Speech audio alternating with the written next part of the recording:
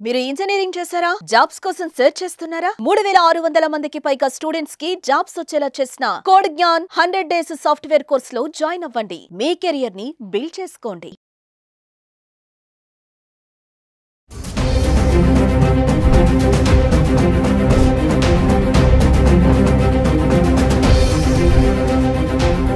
Suman TV ప్రేక్షకులకు నమస్కారం.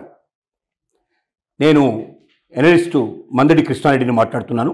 Trump ప్రతీకార సుంకాల వల్ల బంగారం పరిస్థితి ఎలా ఉండబోతుంది, భవిష్యత్తు ఎలా ఉండబోతుంది అనేది చాలామంది మహిళలు, ముఖ్యంగా బంగారం మీద ఇన్వెస్ట్ చేసేటువంటి చాలామంది ఇన్వెస్టర్సు చాలా ఆందోళన పడుతున్నారు.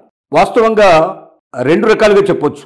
ఒకటి, ట్రంప్ తీసుకుంటున్న ఈ చర్యల వల్ల బంగారం రేటు తాత్కాలికంగా పెరిగే అవకాశాలు ఉన్నాయి. కారణం ఏంటంటే, ఎప్పుడైతే స్టాక్ మార్కెట్లు ఫ్లక్చువేట్ అవుతూ ఉంటాయో, అంటే స్థిరంగా ఉండవో, అప్పుడు స్టాక్ మార్కెట్ల మీద ఎక్కువగా ఇన్వెస్ట్ చేసే వాళ్ళందరూ కూడా ఆల్టర్నేటివ్గా బంగారాన్ని ఎంచుకునే అవకాశం ఉంటుంది. కాబట్టి బంగారం కొనుగోళ్లు పెరిగే అవకాశం ఉంటుంది. తద్వారా రేట్లు కూడా పెరిగే అవకాశం, బంగారం డిమాండ్ బాగా పెరిగే అవకాశం ఉంటుంది. అందువల్ల ₹1,00,000 దాటినా మనం ప్రస్తుతానికి ఆశ్చర్యపడాల్సిన అవసరం లేదు బంగారం రేటు. కానీ రెండవగా మనకు కత్తికి రెండవ వైపున పదునున్నట్టుగా బంగారం ధర విపరీతంగా తగ్గే అవకాశాలు కూడా ఉన్నాయనేది కొంతమంది ఎనలిస్టుల యొక్క, కొంతమంది మార్గదర్శకుల యొక్క ఆలోచన ఉంది. మేధావులు ఆలోచిస్తున్నారు. ఎందుకంటే డాలరు పతనం ప్రారంభమైంది. ఇప్పటిదాకా డాలరు స్థిరంగా ఉండటమే కాకుండా ప్రపంచాన్ని ఏలుతున్నది డాలర్. అమెరికన్ రూపీ ఏదైతే ఉందో డాలరు, అది ప్రపంచాన్ని శాసిస్తోంది. కానీ ట్రంప్ తీసుకున్న కొత్త నిర్ణయాల వల్ల అక్కడ బాగా ఆర్థిక మాంద్యం పెరిగే పరిస్థితి, తర్వాత ప్రజలు చాలా ఇక్కట్లు పడే పరిస్థితి, రేట్లు చాలా ఎక్కువగా చెల్లించాల్సిన పరిస్థితులు ఏర్పడటం వల్ల డాలర్ యొక్క పతనం ప్రారంభమవుతున్నది. డాలర్ తగ్గిపోతుంది, రేటు డాలర్ విలువ తగ్గిపోతుంది, రూపీ బలపడుతుంది. అలాగే మిగతా ఇతర దేశాలకు సంబంధించిన మారక విలువలు కూడా తేడా వస్తాయని చెప్పి మనం ఆలోచిస్తున్నాం. ఒకవేళ డాలర్ పడిపోతే ఏమవుతుందో మనం ఆలోచిద్దాం. డాలర్ ఎప్పుడైతే పడిపోతుందో బంగారం ధర కూడా పడిపోయే అవకాశాలు ఉన్నాయి. ఎందుకంటే డాలరు నిల్వలను బట్టే ఇప్పుడు బంగారం యొక్క విలువలు, డాలర్ విలువను బట్టే ఇవాళ దాకా ఉన్నాయి. డాలరు విలువలు పడిపోయినప్పుడు బంగారం విలువలు పడిపోతాయి. తద్వారా చాలా డౌన్ఫాల్కి వచ్చే అవకాశం ఉంది బంగారం అనేది కూడా కొంతమంది వాదన. అది భవిష్యత్తులో జరుగుతుంది కంపల్సరీగా. వెంటనే దాని పని ఉండకపోవచ్చు. వెంటనే ఏంటంటే స్టాక్ మార్కెట్ ఫ్లక్చువేట్ అవుతున్నాయి కాబట్టి గోల్డ్ రేటు పెరిగే అవకాశాలు ఉన్నాయి. కొద్ది గొప్ప తగ్గడం, కొంచెం పెంచడం ఇట్లా జరిగినా కూడా ₹1,00,000 మాత్రం ఖచ్చితంగా దాటుతుందని చాలామంది అంచనాలు వేస్తున్నారు. ఈ ₹1,00,000 దాటిన తర్వాత మాత్రం డ్రాస్టిక్గా వెనక్కి వచ్చే అవకాశాలు ఉన్నాయి. ఒక్కసారి డాలర్ పతనం ప్రారంభం ఎంత డ్రాస్టిక్గా ఉంటుందో బంగారం పతనం కూడా అంతే ఉంటుందనేది కూడా నిపుణులు చెప్తున్నటువంటి విషయం. కానీ మనం ఆలోచించాల్సింది ఏంటంటే, బంగారం పడిపోయినా లేకపోతే పెరిగినా చాలా పెద్ద మొత్తంలో ఉండదు. కొద్ది మొత్తాల్లోనే పెరుగుతుంటుంది, కొద్ది మొత్తంలో తగ్గుతూ ఉంటుంది. కొంతకాలం తగ్గుతుంది, కొంతకాలం పెరుగుతుంది. కానీ గోల్డ్లో ఎవరైనా ఇన్వెస్ట్ చేయాలనుకునే వాళ్ళు చేయాల్సిన పని ఏంటంటే, ఈటీఎఫ్లలో ఎక్కువగా పెట్టాల్సి ఉంటుంది. అంటే గోల్డ్ బాండ్ లాంటివి ఏవైతే ఉన్నాయో దాంట్లో మనం ఇన్వెస్ట్ చేసినట్టయితే, మామూలు గోల్డ్ కొనుక్కొని దాంట్లో ఏమైనా స్టోన్స్ గిట్లా అట్లాంటివి ఉన్నట్టయితే, లేదా బంగారపు ఆభరణాలు చేయించినట్టయితే అయ్యే పని ఏంటంటే, అది దానికి అవన్నీ తీసేసి లెక్క కడతారు. రెండోది, దానికి మరి తప్పనిసరిగా తరుగు అనేది ఉంటుంది. తర్వాత పని చేసినందుకు కానీ దానికి కొంత అమౌంట్ని ఎక్స్ట్రా అడగడానికి అవకాశం ఉంటుంది. తద్వారా రేపు అమ్మేటప్పుడు ఇవన్నీ కూడా మనం మైనస్ చేసినప్పుడు చాలా తక్కువ రేటు వచ్చే అవకాశం మనకు ఉంటుంది. అదే ఈటీఎఫ్లో మనం ఇన్వెస్ట్ చేసినట్టయితే, గోల్డ్ బాండ్స్లో మనం ఇన్వెస్ట్ చేసినట్టయితే, మనకు ఆ ఈటీఎఫ్ ఖాతాలోకి మనం ఇన్వెస్ట్ చేస్తే మనకు ఏమవుతుందంటే, ఆ రకమైన అవాంతరాలు ఉండవు, ఏ రకమైన సమస్యలు ఉండవు. ఎంత డబ్బు అయితే మనం పెట్టామో గోల్డ్ మీద, మనం ఏ రోజైతే విత్డ్రా చేసుకోదలుచుకున్నామో ఆ రోజు ఏ రేటు ఉంటే ఆ రేటు ప్రకారంగా క్షణాల్లో మన అకౌంట్లోకి, మనకు డిమాట్ అకౌంట్ ఉన్నట్టయితే క్షణాల్లో మన అకౌంట్లోకి వచ్చేస్తుంది. తద్వారా మనం చాలా నష్టాన్ని మనం రికవర్ చేసుకునే పరిస్థితి ఉంటుంది.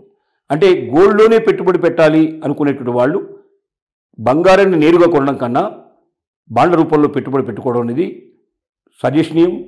అది ఎవరికైనా సూచనీయమైంది. ఎవరైనా అది పాటిస్తే మంచిది.